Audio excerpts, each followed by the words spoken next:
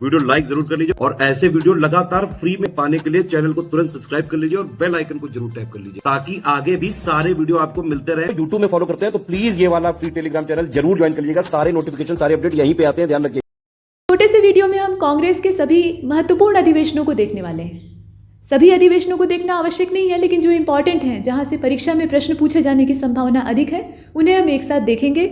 और इसमें जो हमारी तय सीमा है वो 1885 से लेकर 1947 के बीच की है, यानी आज़ादी तक कांग्रेस के जितने भी महत्वपूर्ण अधिवेशन हुए हैं जो कि उल्लेखनीय हैं या परीक्षा के दृष्टिकोण से उल्लेखनीय हैं, उन सबको हम यहाँ कवर करेंगे। तो शुरू करते हैं। छोटा सा वीडियो है, इसे अवश्य ही देखिएगा। यहाँ से आप बहुत से प्रश्नों को सही कर पाने में सक्षम हो जाएंगे। जब हम अधिवेशन की बात कर रहे हैं तो पहले हमें पार्टी की जड़ जाननी होगी कि ये स्थापित कहाँ से हुई। तो भारतीय राष्ट्रीय कांग्रेस ये भारत का सबसे प्राचीन राजनीतिक दल है या राजनीतिक संगठन है। स्थापना इसकी 28 दिसंबर को होती है, यानी 1885 का एकदम अंतिम महीना और अंतिम तारीखें चल रही थी। 28 दिसंबर को ये स्थापित होती है। और कहाँ पर होती है? तो बम्बई में इसका जो वेन्यू है वो दिया है गोकुलदास तेजपाल संस्कृत कॉलेज। इसकी बिल्डिंग में इसकी स्थापना होती है, वहाँ पर बैठक इत्यादि होती है और आपसी राय मशवरा करके इसे स्थापित किया जाता है। अब अच्छी बात यह थी कि भारतीय राष्ट्रीय कांग्रेस को अंग्रेज़ खुद बनाना चाहते थे, क्योंकि अंग्रेज़ों को ऐसा लग रहा था कि जो गुस्सा और जो असंतोष भारतीयों के मन में अंदर से पनप रहा है, और उसमें जो पढ़े लिखे नौजवान हैं या पढ़े लिखे जो राजनीतिज्ञ हैं, वकील इत्यादि हैं, यानी ऊंचा तबका है कुल मिलाकर, जिन्हें शिक्षा मिली हुई है और वो जानते हैं कि आज़ादी क्या होती है और गुलामी क्या है, तो वो नीचे वाले लोगों को, यानी जो आम आदमी है, उसको उकसाने का काम कर रहे हैं। वो भारत के लोगों को ये बता रहे हैं कि अंग्रेज़ तुम्हें गुलाम बनाए हैं, ये तुम्हारे राजा रानी नहीं है। तो इस तरीके का असंतोष भरने का काम ये पढ़ा लिखा तबका और ऊंचा तबका कर रहा है। तो इसे बाकी समाज से काट दीजिए। और काटने का ये अच्छा तरीका उन्होंने खोजा था कि एक दल बनाकर दे दिया जाए कि भाई वो अपनी राजनीतिक पार्टी बनाकर संतुष्ट हो जाएं और अंग्रेज़ों को खो देना। ठीक है, तो ये मंशा लेकर अंग्रेज़ों ने इसे स्थापित करवाया था, लेकिन बाद में ये अंग्रेज़ों की ही नाक में दम कर देती। तो आइए देखते हैं इसके बारे में। संस्थापक इसके एक प्रशासक थे, मतलब प्रशासनिक सेवा के अधिकारी थे। इनका नाम था A.O. ह्यूम और ये अंग्रेज़ हैं, आप देख रहे हैं। तो इनके सौजन्य से, इनके प्रयासों से इसकी स्थापना की जाती है। तो ये तो संस्थापक हो गए। बाकी आप देखें कि पहले अध्यक्ष बने व्योमेश चंद्र बनर्जी, और पहला सम्मेलन, ये जो पहला सम्मेलन होता है 1885 में, अभी आगे इसके बारे में थोड़ा सा और डिटेल में देखेंगे।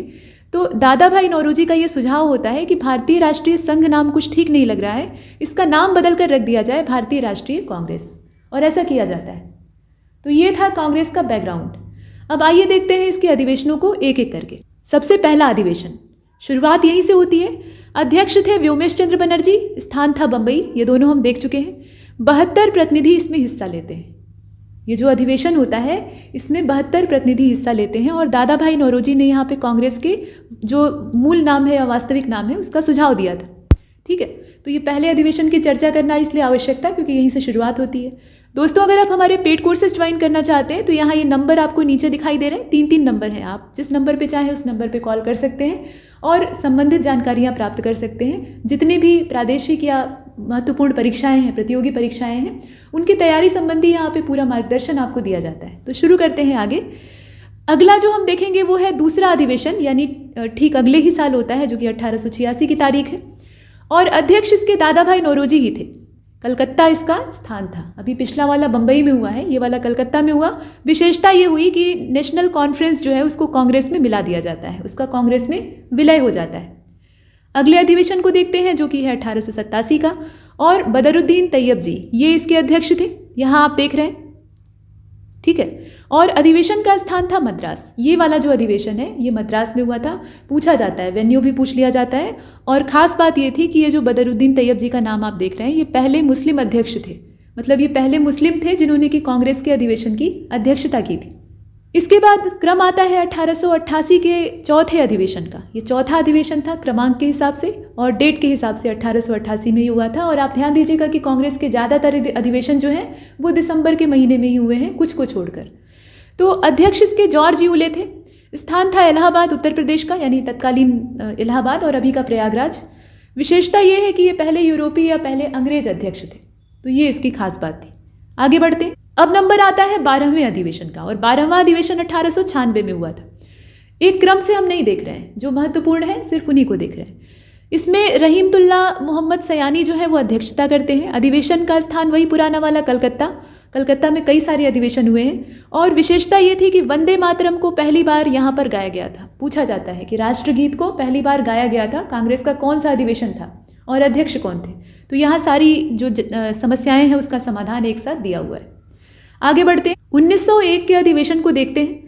और 1901 का अधिवेशन, इसमें विशेषता ये है, दिनशा वाचा इसकी अध्यक्षता करते हैं और कलकत्ता इसका वेन्यू होता है। तो ये दो चीज़ें तो काम की है ही हैं। ये 17वां अधिवेशन था, ध्यान दीजिएगा। और गांधी जी पहली बार कांग्रेस के मंच पर दिखाई देते हैं और उसके बाद अंतर्ध्यान हो जाते हैं, चले जाते हैं अफ्रीका, फिर लौट कर आते हैं तो चंपारण वाला अपना काम शुरू करते हैं। ठीक है, तो गांधी जी यहाँ पर मंच पे दिखाई दिए थे लेकिन कोई सक्रिय भूमिका उनकी आगे नहीं थी। तो इसे हमने देखा। अगले वाले की तरफ, तो 1906 का अधिवेशन, ये था 22वां अधिवेशन। और आप जानते हैं कि 1905 में बंग भंग हो गया था, तो उसके बाद तीव्र ज्वाला जल रही थी पूरे देश में, विशेष रूप से बंगाल में। कोई भी इस विभाजन के पक्ष में नहीं था, कोई नहीं चाहता था कि बंगाल बटे, क्योंकि सभी जानते थे कि ये देश बांटने की शुरुआत है। तो ये जो 1906 का अधिवेशन था, इसमें स्वराज की भावना काफ़ी प्रबल हो जाती है कि हमें अपना राज चाहिए, हमें अंग्रेजों का शासन नहीं चाहिए। अभी तक जो नरमपंथी थे वो अंग्रेज़ों के पक्ष में इसलिए रहते थे कि वो एक कायदे का प्रशासन दे रहे हैं और हमें अशांति फैलाकर कुछ मिलने वाला नहीं है, तो हम अंग्रेज़ों के ही अधीन रहकर अपना स्वशासन मांगे, ऐसा। लेकिन बाद में जो गरम दल वाले हैं उन्हीं की बात सही साबित हो जाती है, और क्योंकि उनका ऐसा कहना था कि आप मीठी मीठी बातें बोलकर बंग भंग को रोक नहीं पाएंगे, और वही होता है। तो कुल मिलाकर दादा भाई नौरोजी इसकी अध्यक्षता करते हैं। यह अधिवेशन का स्थान था कलकत्ता। विशेषता यह है कि अब कांग्रेस ने अपने लक्ष्य को स्वराज पर टिका दिया था। स्वराज शब्द का पहली बार इस्तेमाल हुआ और कहा गया कि कांग्रेस का लक्ष्य है स्वराज। 1907 में 23वां अधिवेशन होता है और 1907 का जो 23वां अधिवेशन, इस अधिवेशन में कांग्रेस के गरम दल और नरम दल में काफ़ी जोर आजमाइश हुई थी और ये काफ़ी उग्र तरीके से चला हुआ अधिवेशन था। कहीं कहीं जूतम पैजार की नौबत आ जाती है। तो कुल मिलाकर कांग्रेस यहाँ पर टूट जाती है। बंग भंग के बाद से ही जो अलगाव की भावनाएं हैं वो दिखने लगती हैं, मतलब गरमपंथी जो है वो नरमपंथियों के विचारों से सहमत नहीं रहते, तो यहाँ पर वो विभाजन स्पष्ट हो जाता है। हालांकि बाद में एकीकरण भी होता है। अब इसमें आप अध्यक्ष का नाम देखें, रास बिहारी घोष, और अधिवेशन का स्थान था सूरत। ठीक है, ये सूरत का अधिवेशन कहा जाता है और नंबर के हिसाब से था ये 23वां। आगे बढ़ते हैं। अब महत्वपूर्ण जो अधिवेशन है वो है 25वां अधिवेशन हुआ था 1909 में। मदन मोहन मालवीय इसके अध्यक्ष थे और अधिवेशन का स्थान था लाहौर।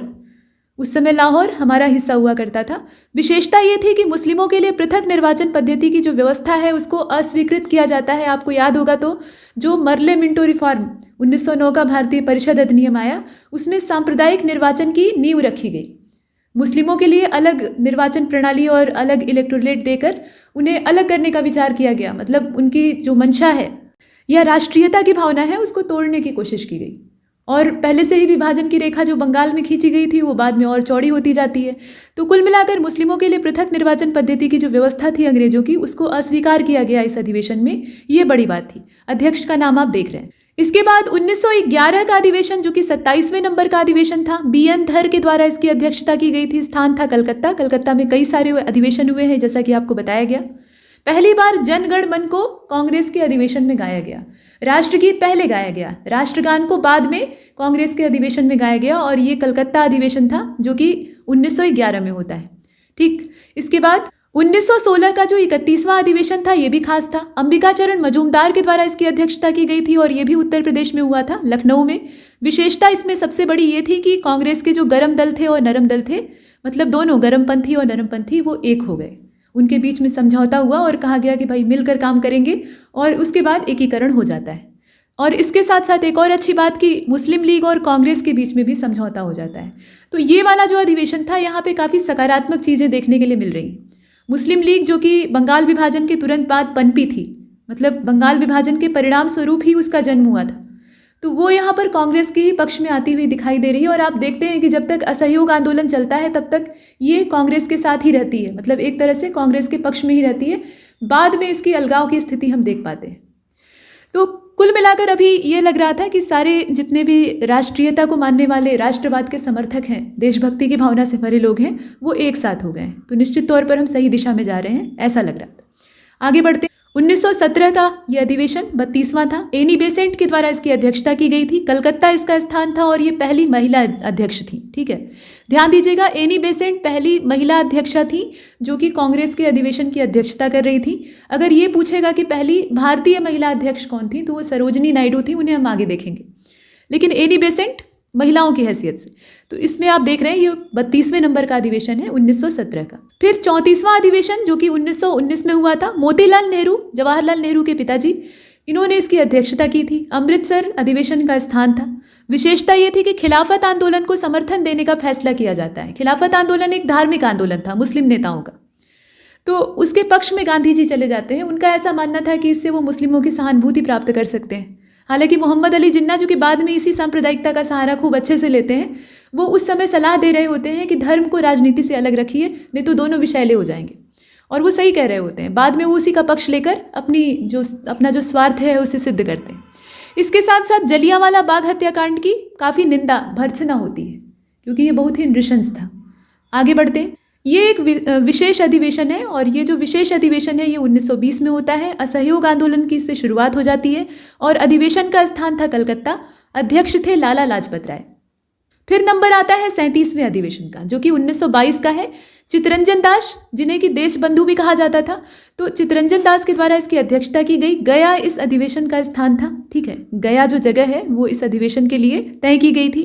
चित्तरंजन दास का अध्यक्ष पद से त्यागपत्र हो जाता है, और स्वराज दल की यहीं से स्थापना होती है। तो ये स्वराज पार्टी जो है यहीं से निकल कर आती है। आगे बढ़े। 1923 का अधिवेशन, जो कि 38वां विशेष अधिवेशन था। इसमें से कुछ स्पेशल अधिवेशन है। मौलाना अबुल कलाम आज़ाद इसके अध्यक्ष होते हैं। स्थान रहता है अधिवेशन का दिल्ली, और सबसे कम उम्र में कांग्रेस के अध्यक्ष बनने वाले ये व्यक्ति थे, और इनकी भूमिका आप आगे भी देखते हैं। 1924 का अधिवेशन, ये 39वें नंबर का अधिवेशन था। महात्मा गांधी इसके अध्यक्ष होते हैं। एकमात्र यही अधिवेशन है जिसमें कि महात्मा गांधी अध्यक्ष बनते हैं, और अधिवेशन का स्थान था बेलगांव। गांधी जी की अध्यक्षता वाला ये एकमात्र अधिवेशन है, यही इसकी खासियत है। इसके बाद है 40वां अधिवेशन। 40वां 1925 में होता है, और यहाँ देखिए अध्यक्ष हैं, मतलब अध्यक्षा है इसकी सरोजनी नायडू। ये पहली भारतीय महिला अध्यक्ष थी भारतीय राष्ट्रीय कांग्रेस के अधिवेशन की। पहली महिला अध्यक्ष पूछेगा तो एनी बेसेंट, और पहली भारतीय महिला अध्यक्ष पूछेगा तो सरोजनी नायडू। कानपुर में ये अधिवेशन होता है, यानी उत्तर प्रदेश में होता है, तो यूपी वाले कम से कम आपको ठीक से मालूम होने चाहिए। इसके बाद 1929 का अधिवेशन है, जो कि 45वें नंबर का है। जवाहरलाल नेहरू के द्वारा इसकी अध्यक्षता की जाती है, और लाहौर में ये होता है, रावी नदी के तट पे। रावी की शपथ यहाँ ली जाती है, और कहा जाता है कि हम पूर्ण स्वराज्य के लक्ष्य को प्राप्त करेंगे। और यहीं पर स्वतंत्रता दिवस की तारीख तय की जाती है 26 जनवरी। तो आप सोच रहे होंगे कि फिर 15 अगस्त कैसे हो गया। तो 15 अगस्त जो थी वो एक ऐसी तारीख है जो कि अंग्रेज़ों के लिए काफ़ी शुभ मानी जाती थी। मतलब अंग्रेज़ इसे अपने तरीके से शुभ मानते थे। ये हमारे लिए कोई खास मायने नहीं रखती थी, तो उन्होंने तय कर दिया कि भाई 15 अगस्त को देश की आज़ादी मिली है, तो ये तारीख रहेगी। तो ये अंग्रेज़ों की निर्धारित तारीख है, और जिस तारीख पर हमने स्वतंत्रता दिवस को तय किया था उस तारीख पे हम अभी गणतंत्र दिवस मनाते हैं, जो कि आने वाला है। आगे बढ़ते हैं। 1929 के अधिवेशन को यहीं पर रखते हैं। तो 1931 का 46वां अधिवेशन आप देखें, जो कि वल्लभ भाई पटेल की अध्यक्षता में संपन्न हुआ। कराची इसकी जगह थी। मौलिक अधिकारों और राष्ट्रीय आर्थिक कार्यक्रम पर संकल्प पारित किया गया, और गांधी इरविन समझौते का समर्थन किया गया।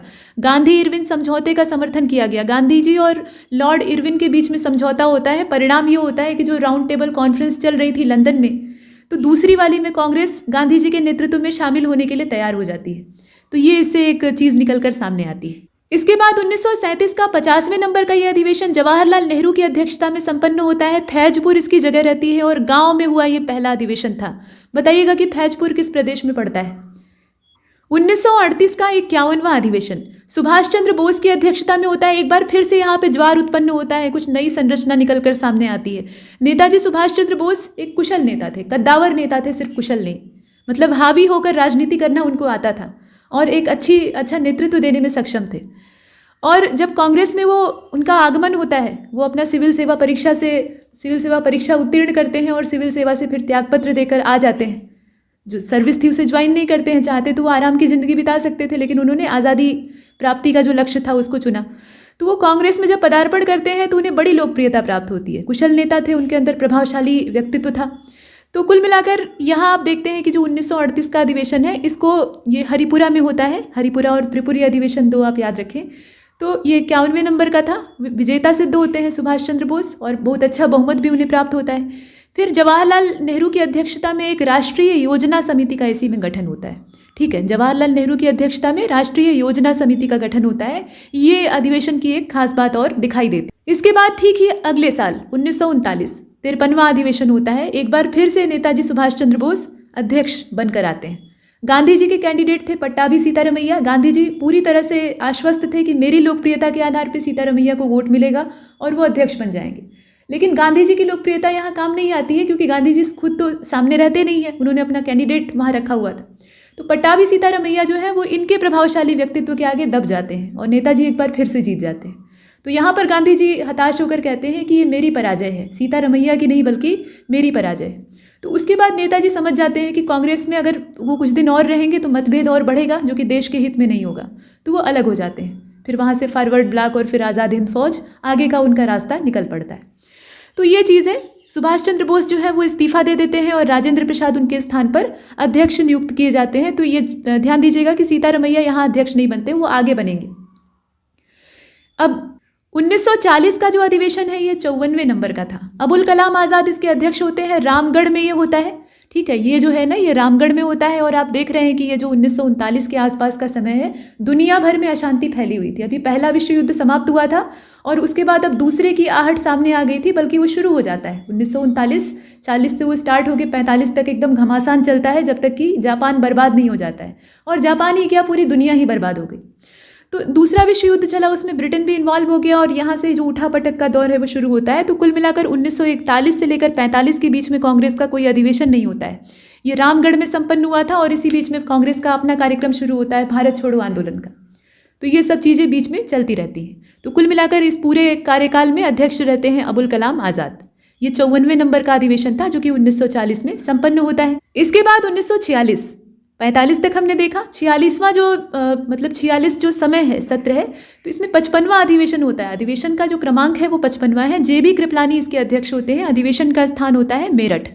आज़ादी से पहले का ये आखिरी सत्र था, उसके बाद तो आज़ादी मिली जाती है। और JB कृपलानी स्वतंत्रता के समय यानी आज़ादी के समय इंडियन नेशनल कांग्रेस के अध्यक्ष थे, क्योंकि उस बीच में अभी आज़ादी मिलने के बाद और आज़ादी मिलने से पहले बीच में और कोई अधिवेशन हुआ नहीं है। तो जाहिर सी बात है कि यही अध्यक्ष होंगे। तो पूछा जाता है कि जब देश को आज़ादी मिली उस समय भारतीय राष्ट्रीय कांग्रेस का अध्यक्ष कौन था, तो आपको मालूम होना चाहिए कि ये JB कृपलानी थे। ये 55वें नंबर का अधिवेशन था। और इसके बाद देश को आज़ादी मिलती है। देश को एक बड़ी कीमत चुकानी पड़ती है। पाकिस्तान हमसे अलग हो जाता है पूर्वी और पश्चिमी भाग लेकर, बाद में बांग्लादेश उससे अलग हो जाता है।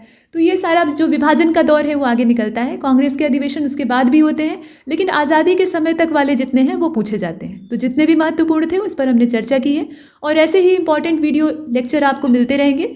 हमारे चैनल को सब्सक्राइब कीजिए, लाइक कीजिए, शेयर कीजिए। तब तक के लिए नमस्कार।